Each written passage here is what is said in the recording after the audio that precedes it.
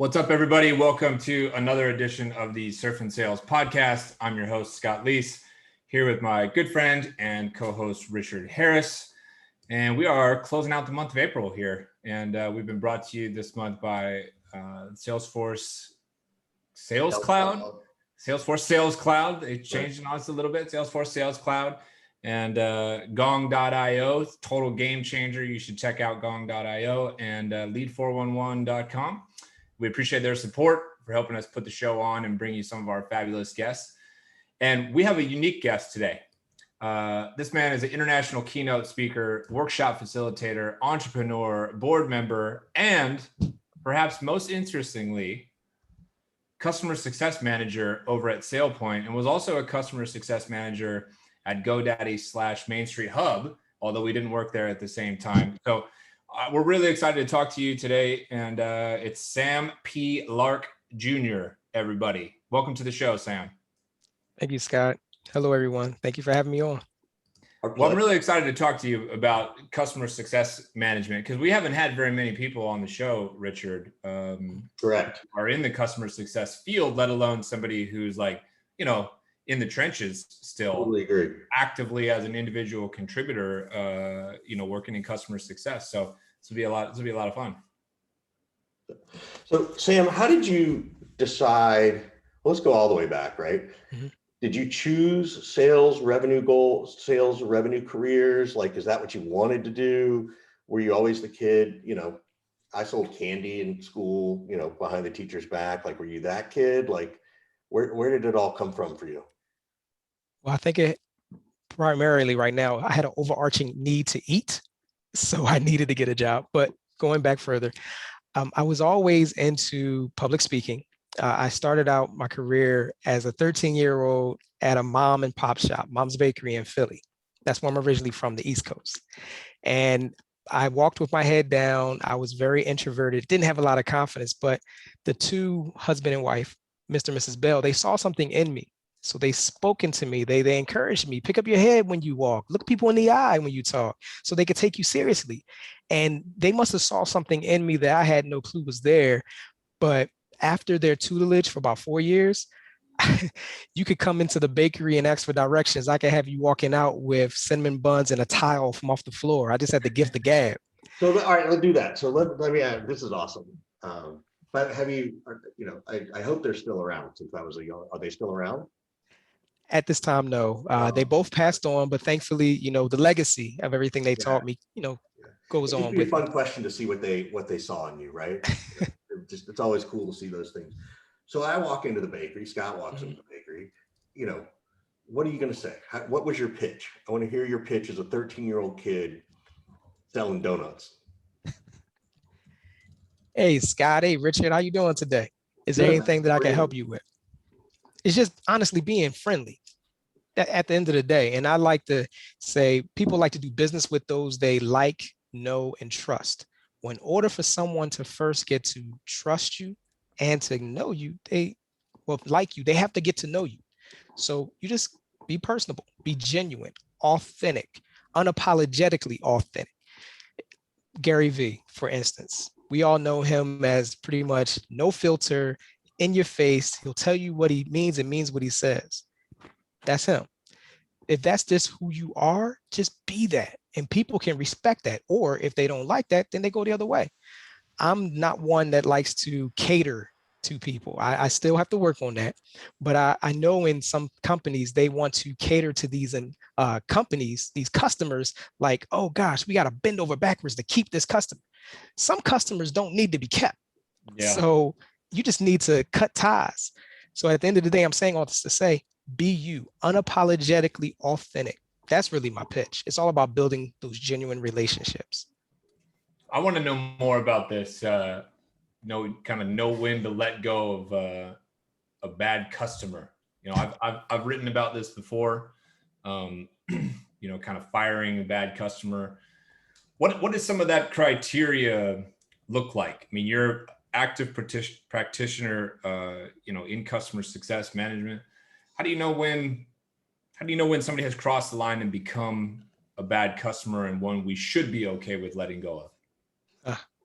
So of course, as we all know in corporate, some things are just not up to you. As an individual contributor, I can't necessarily fire a customer, which on the other hand, when I start my own thing, oh, trust and believe, I'll be very meticulous about who I work with. Anywho, I think the criteria should be, depending on how much they bring in, annual recurring revenue and all of that, are they necessarily causing you to spend more work hours, more stress, and more, honestly, resources than they actually bring in? So if it's not a win-win on both sides, then it's not beneficial. I have in the past some customers, bad taste in my mouth, like they're just horrible people, number one. And in all honesty, I don't know if I can say this or not, so you may have to bleep me, but I don't want to work with assholes. Yeah. At the end of the day, I don't want to work with somebody who I dread talking to. So as I said, in corporate, as an individual contributor, you don't really have a whole lot of say so on who you can and can't work with and fire. But if it's me and something I'm building on my own, I want to work with those that I'm excited to work with. They're amicable. You know, they can have requirements and requests, but if we have a conversation where we properly set the expectations of whatever service I'm bringing, and then we can meet in the middle, then I'm cool. It's no problem. I'm fine with, you know, a little bit of conflict and negotiation. It's okay. Conflict is okay. But at the end of the day, respect has to be a pillar. You're not going to call me out my name. You're not going to yell at me. You know, those are things that just, no, it's just about being a good person. So in business, if you can't be a respectable person and respect that person that's working with you and have the mindset that you're working with them, they're not working for you, that's a whole nother topic. Then I think we could work with. Let's talk about that bigger customer, right? Like it is one of your, let's say it's one of your top 5 customers revenue wise. Okay. And Scott said something about my mic not being good. So if it's bad, let me know. But how do you go back? Because, you know, you're right. You know, you can't make that decision on your own. How do you go back and, I don't know if the word is convince your leadership team, but get them to understand that this is not good, right? How do you say that? What kind of objections might you hear from your leadership team for those who are listening? And then what would you coach them to say? Some of the objections are, and I've heard this in the past, you know, well, we want to find the yes. You know, we want to, you know, make sure that we're able to give them value. If they see value, then maybe they'll be more communicative, or they'll be a little more coachable. I would say, on the other hand, I would just come back at them and say, is this worth all of our effort? Because at the end of the day, depending on the industry you're in, say, for instance, I was in Main Street Hub, social media. I was just pretty much the liaison. As a customer success manager, you're the face of the company, right? You're the one that goes to bat for all of the other multifaceted teams, whether it's product, engineering, content, however you may have it in your organization. If this one customer is causing extra work on all of these other people, and at the end of the day, they're not necessarily bringing in, I think, something that's equating to, you know, the amount of work they're causing, So it's time to really look at that. Let's go the other way real quick, which is, you have that difficult customer. How do you try to have that, you know, that conversation? It is often uncomfortable, right? Like sometimes the soft skills are the hard skills, right? And again, I'm you know, trying to give context to the listeners of like, oh, I could try that. Honestly, you just have to be upfront, like, hey, I really want to be here for you. Number one, if you have any kind of issues, first of all, I always like to call control. So I let them speak, I let them vent, and then I say, hey, this is what I hear. Okay, I summarize, I repeat it back to them. Is this accurate? Then they say, yes, cool. This is the game plan, and this is what we can do within our services to actually do our best to meet what you're looking for. So I do my best to, number one, let them know that they've been heard and that they are fine with however they feel. Then what do you do with that customer who, to your point, is just a jerk, right? Is an asshole. Honestly, after I come with them and do all those things, I'll have to bring in management and like, hey, something needs to happen.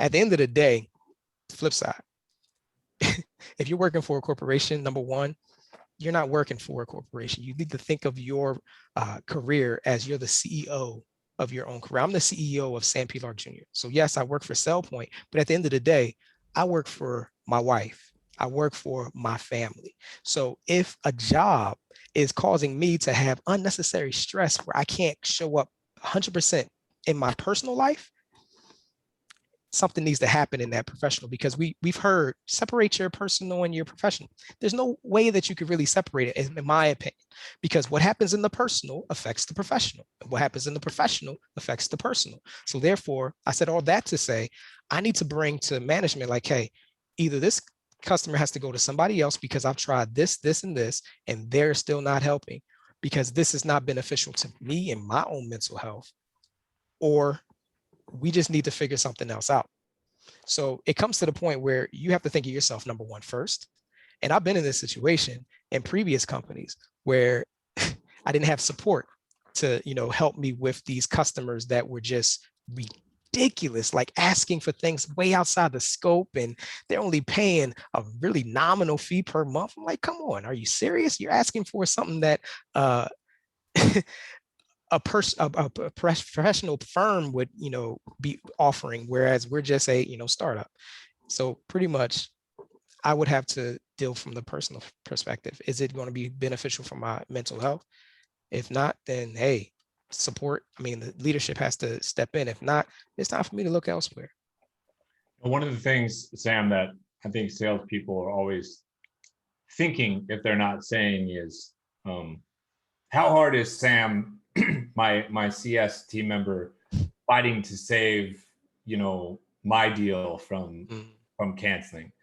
And one of the things that I always said to my salespeople was, well, how good of a relationship do you have with your CS, kind of team, right? How have you gone across the aisle and tried to build, trust there and whatnot? So what are some things from a customer success perspective that an SDR or an AE listening, or even a sales manager could do to have a better relationship with people on the customer success team and make your job easier? Communication. And every organization is different. And I like that you brought this up, because I love building relationships to the point where, take a step back and I'll come back to that. When I left GoDaddy, I actually created a farewell video, because I was there for 5 years between GoDaddy and Main Street Hub. And I'm all about reaching out and connecting to people. I've reached out to people I don't even work with, people in other states and other countries, because I just like to get to know people. I've heard a saying, and I think we've all heard it, it's not what you know, but it's who you know when it comes to advancing your career. You two heard that, right? Sure. Well, I've heard in addition to that, it's not what you know, it's not who you know, but it's who knows you when it comes to advancing your career. Because you can know a whole lot of people. Let's take LinkedIn for instance. That's where I met you, Scott. Yeah. It doesn't necessarily mean that, just knowing you is beneficial, but you have to get to the point where you know me, so that maybe you can provide the necessary connection that I need, or the resources or opportunity. So in order to get to know me, I need to have a conversation. It's not just connecting to all these different people, but they know nothing about you. So going back to GoDaddy, I was able to reach out to different ones and really just get to know them and actually be interested. Dale Carnegie said in his book, How to Win Friends and Influence People, to be interesting, be interested. People like to know that you are actually present and taking an interest in what they have going on. It's not just all about you. So to your question, sales managers, AEs, SDRs, pretty much just show an interest in that customer success manager. So for instance, in Main Street Hub, it may have been a different organization type thing. So sales and customer success managers, at one point, they didn't really talk. It was like the Iron Curtain. At SellPoint, the cool thing is you work together for the lifetime of that customer. So it's awesome. I like that, because now I have somebody else that's really vested. Sales is definitely vested in me doing my job well, so they don't, like you said, lose the deal. So coming together, having strategy sessions, seeing how you can both be complementary to each other, interacting with each other, just taking note. I actually have opportunities where I just Slack people. We use Slack as an internal tool, and say, hey, how you doing? Just want to, connect with you. I see we're on the same account. Let's have 5-10 minutes just to chat, just to see who we, are, where you're from, what do you like, things like that, things that are outside of work. because we're more than just worker bees, so to speak. We have things going on in our lives. And when you show that you are interested beyond just the dollar, I think people will take a lot more note and they'll be willing to bend over backwards. Yeah. The dollar component of the customer success role has changed a ton over the years. It's gone from all about keeping dollars to actually bringing in new dollars as well. How has that adjustment played out, for you? Like, what is it like for a customer success person who maybe doesn't have sales experience, might not even like selling, to suddenly and oftentimes have a quota, an upsell quota, an expansion quota on top of things? How does somebody without that sales acumen go about getting it, and how do you adjust to that if you're in CS and all of a sudden they're asking you to upsell and you're like, hold on, I'm not trying to be a salesperson. Right. That's honestly something that I've had to face. When I was at Main Street Hub, it initially had that we had a sales component. You had to bring in a certain amount every month, in addition to just keeping your revenue. I just had to interact with those that were really good at it. Because for me, I'm not necessarily keen on selling. It depends on the environment too. Because say, for instance, you have a customer that you haven't spoken to for months, and all of a sudden now you have to meet this end of the month quota. So you're calling on this person that you haven't spoke to in months, and you're just trying to be like, hey, you want to buy? You want to buy? You want to buy? People are not less likely to, actually put on extra services if they don't even know who you are and having a relationship with you. So for me, I would suggest any customer success manager that's in that kind of situation where they have to now sell, interact with those that are really good. When I first joined Main Street Hub, I looked at who was the top. There were certain people that were at the top that were crushing it every month. I asked them, hey, what did you learn, right? Like, what did you learn when you looked at those people that you're now doing, right? And I know part of it is you got to build the relationship and you can't call them at the end of the month and those kinds of things. But to your point, like for customer success people, they're not necessarily wired to that. Like I don't know if you're having to push down the anxiety you have about talking about money. I don't know if you're like, oh, I got over that hump. Like, what are those things? I got one good piece of advice from my very first manager at Main Street Hub.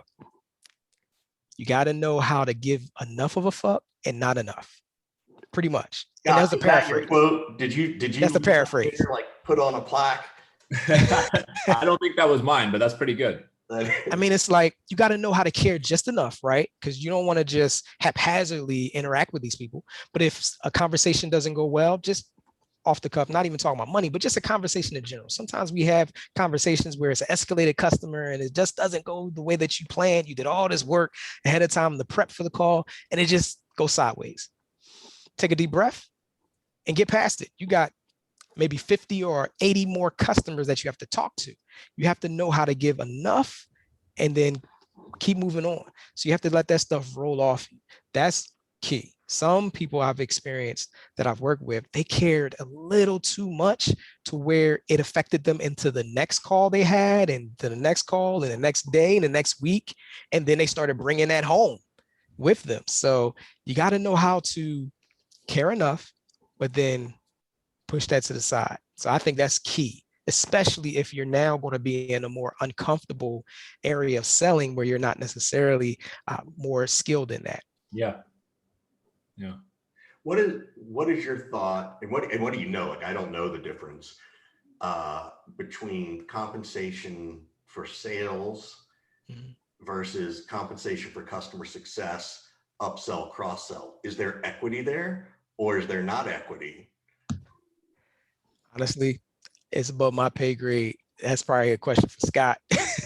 No, but I mean, to your point of like, hey, to Scott's point and what you guys were talking about, building that relationship across the aisle, is it just not a topic customer success people ask about because you're already uncomfortable about money, do you think? Or is it, you don't want to say anything for where you work?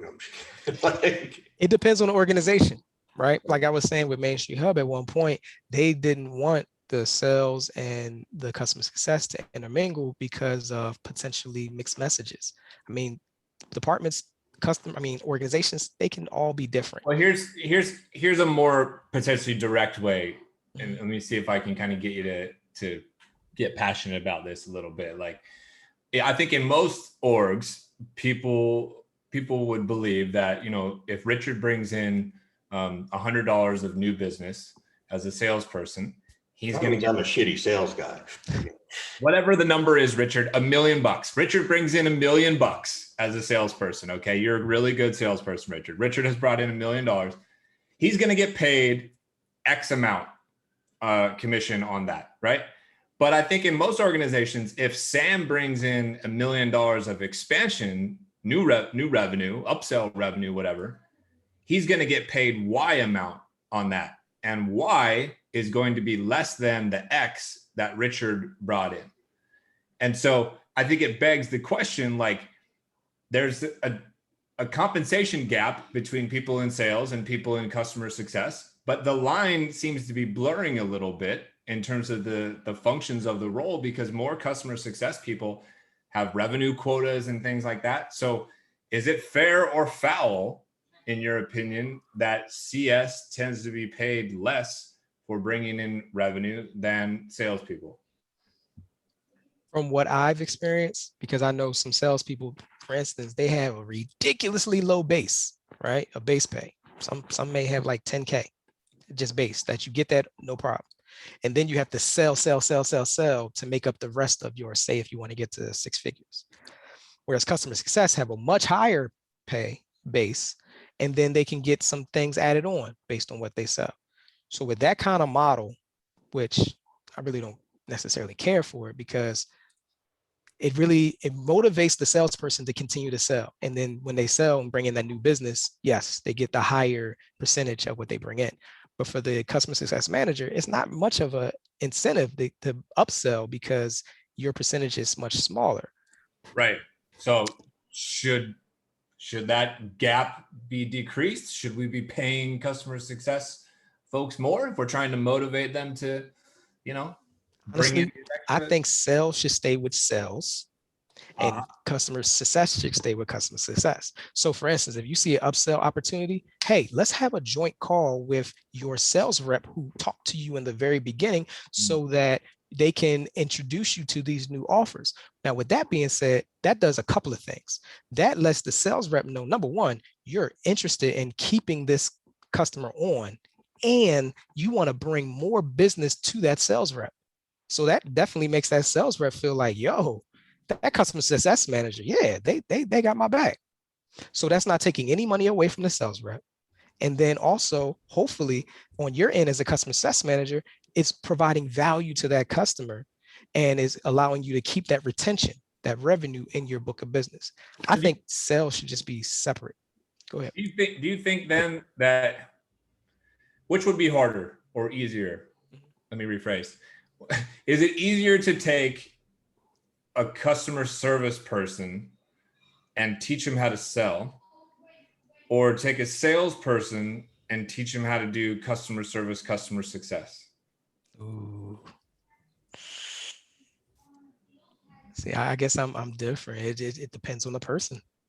I know you may not necessarily want to hear that, but honestly, for sales to be like a customer success, if you're a good sales rep, in my opinion, you know how to build relationships.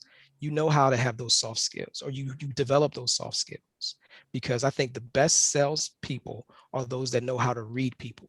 They know how to interact with them. They know how to build those relationships. Vice versa. Good customer success managers that have to sell, they have the same kind of qualities that a sales rep has. So it depends on the person. Honestly, I think anyone can learn how to sell. Anyone can learn, in my opinion, those soft skills. It's just practice. Some people may need more practice than others. God, Sam is very good at customer successing his answers. That's right. He's very good at this. So, which is use that customer successing. Which is cool. Like it's and which also tells me you're going to be a very good consultant and a public speaker. Let's shift a little bit. Let's come out of customer success, if that's all right with Scott. public speaking, what is your goal there? Like, Oh man, now that's the topic I love to talk about because that's my heart. I've been doing it since I was 10. right. So public speaking, I want to be able to get to the point where that's all I do. You know, international, traveling the world, speaking on a continual basis. What are your That's what topics? What do you when someone wants to bring Speaking on what? speaking on what? Pretty much relationships. At the end of the day, it's all about relationships. One branch of that is pretty much going based off of my experience, how I actually got hired at Main Street Hub. I used social media to get their attention and get hired to the point where they actually found out what I did on Twitter and they wrote an article about how I got their attention on Twitter and became their first hire for Twitter. That just a really high level overview of what I talk about, but pretty much how to build relationships using like LinkedIn, all these other social media platforms, thinking outside the box, interacting with people, not just applying online, as we call it, the black hole of applications, you know, apply, sit back, fingers crossed, eyes squinted, hoping, putting good vibes in the air that they'll call you back. Doesn't always happen for everybody. Sometimes you have to go the extra mile to get your foot in the door by interacting with people. That's how I actually got the current job that I have. One of the executives, they knew us, my wife and I, when we first came to Texas about 5 years ago. My wife and his wife worked together, but we stayed friends. And after he got hired, from just interaction, he knew I was, interested in other opportunities. He said, "Hey, are you interested? I can, apply internally." Sure, why not? That started the interactions. Now, of course, you do have to do what people say. Go ahead. When you talk about relationships and public speaking, right? Are you talking about you want to do more public speaking around the sales and customer success role? You want to be, I guess better question, personal, professional, certainly can be both. Mm-hmm. What is that? Where's your passion in that? Really the professional, just based off of the struggle I had, because you know how they say, you go to school, you get good grades, go to college, graduate, get that degree, go in your chosen field of whatever it is that you got that degree in. 40 years you work there, and then you can retire on that pension and live happily ever after. We know that doesn't work. Yeah. Right. Exactly. So I bought into that because that's what I was told when I was coming up. That's what I was told. That's what you do to be successful. But then after I got out of college, mind you, I have a degree in chemistry. Definitely not doing chemistry right now, but I got to the point where I was working in the field, and then I relocated to Florida, and all of a sudden, all of that work that I did prior and that degree meant nothing. And I'm like, are you kidding me? Like, how frustrating is that? I spent all that time in school and I worked in my actual chosen field, which not a lot of people graduating from school do. And yet I find myself unemployed. And I was even working minimum wage, 2 jobs, riding my bike about 17 miles a day just to get to them. So knowing that struggle that I went through as a college graduate, I want to be able to help others that could be struggling the same way. I mean, I love it. I'm just fascinated that you couldn't find it. Was it when you moved to Florida, was it that the industry wasn't there, meaning that, for you to do the engineering that you had, or, were you just running into brick walls? Like I think it was twofold. I think either the way that I was approaching the job search, because at that time I didn't know what I know now. I wasn't all about the building relationships, interacting, using online to get your foot in the door, right? To interact with the necessary decision makers. So I didn't know the process. I was just applying. So that could be that one. And then 2, it seemed like the industry, either I didn't have enough, like I needed a PhD for what was available, and I was not going back to school, or I had too much education. So I think it was 2. I think it was the availability and even my approach. Got it. So then I want to dig into this, right? So then you did what had to be done, right? You took 2 part-time jobs, if I heard you correctly, or just 2? Actually, one was full-time and one was part-time. What were those roles? So I was working part-time for a water filtration company. Definitely not on the same caliber of what I was in chemistry. I was doing research, polymer chemistry in Philly when I was in my field. But when it was in Florida, it was like a water filtration company. They would take water samples from other localities and test them. So that was part-time. I rode my bike there. And then after that, I rode my bike several other miles total 17 or 18, something like that, to a manual labor outside, like kind of like a manpower, or, you know, like they contract you, they picking up trash and things. So yeah, I worked that second shift for full time. Yeah, and I worked every day, like 7 days a week for a good 5 months. Had to do what I had to do. I don't know that I could do it. I mean, that's amazing. It's not amazing. No, take that back. Come on, man. No, people have done. No, it's not amazing. I mean, you got to do what you got to do. I don't want to be, you know, thought of as, oh gosh, he did. There's people that are doing way more than that. At the end of the day, you just got to do what you got to do. If you have family, if you have yourself, you got to take care of.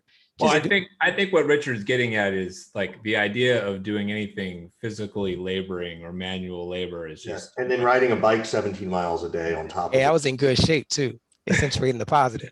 It was a long time ago, so, you know, don't judge. Don't judge. No judge.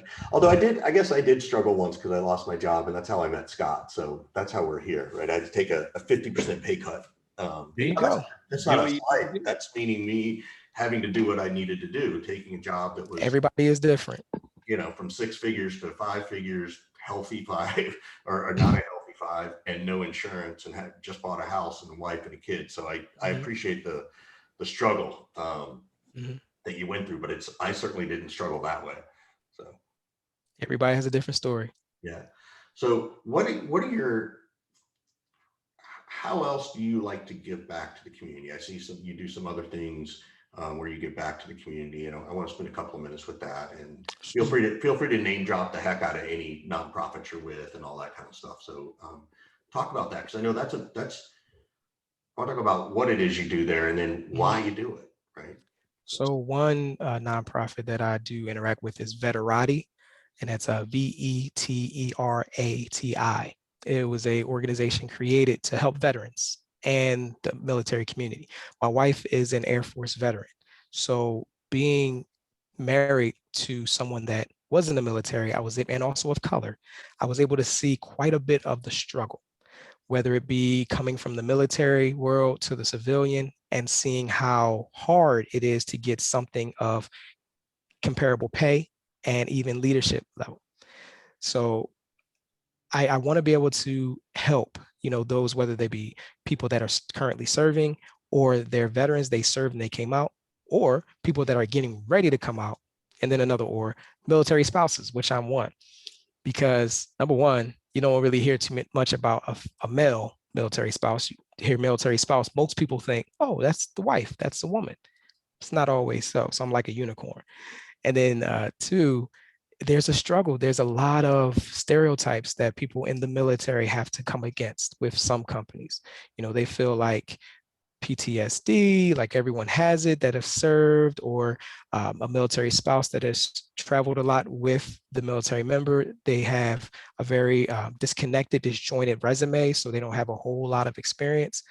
Not so. You know, these are people that just need to know how to translate their skills and how to interact and get that necessary decision maker on their side, so they know them well enough that they can properly present them for that opportunity.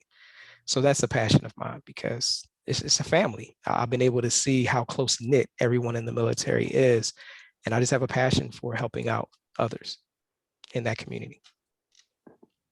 That's awesome. That's awesome. That's really nice. Thank you. And thank you to your wife for the service. And were you guys married before she went overseas, or? So ours is a little different. Fast rewind. I've known her since I was 5.